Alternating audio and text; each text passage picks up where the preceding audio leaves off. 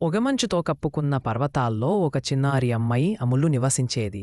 ప్రతి ఉదయం ఉదయకిరణాలతోనే మేల్కొని తన మేకలు గొర్రెలను ఆమె తిండికి తీసుకొని వెళ్తుంది. ఆమెకు పర్వతాలంటే ప్రాణం. అములు ఎప్పుడూ ఒంటరిగా ఉండేది కాదు. ఆమెకు మేకలు మంచి స్నేహితులు, చిన్ను, మిన్ను, కన్ను, కరప్పన్. వాటి మెడల్లోని చిన్న మోగులు మధురమైన సంగీతంలా మోగేవి. ఒక ప్రకాశవంతమైన ఉదయం అములు ఒక అద్భుత దృశ్యం చూసింది. ఒక కఠినమైన వంపులో నీలిరంగు పువ్వులు వెలిగిపోతూ కనిపించాయి. ఆమె అనుకుంది, అమ్మకు తీసుకెళ్తాను. కాని మేకలు భయపడి అరవసాగాయి. అది మునుపు చూడని హెచ్చరికలా అనిపించింది.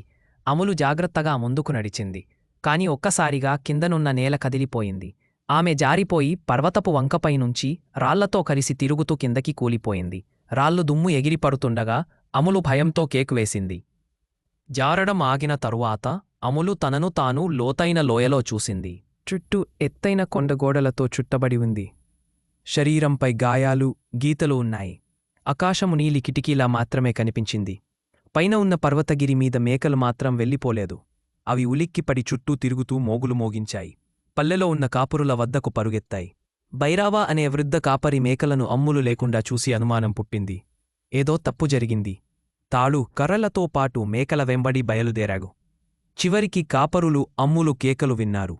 బలమైన తాడు కిందకు వదిలారు. అమ్ములు దానిని గట్టిగా పట్టుకుని నెమ్మదిగా పైకి లాగబడింది. అంగుళమంగుళంగా నీడలతో నిండిన లోయనుంచి కాంతితో నిండిన పర్వతపు అంచుకు పైకెక్కింది. అమ్ములు మళ్లీ పర్వత అంచుపై నిలబడింది.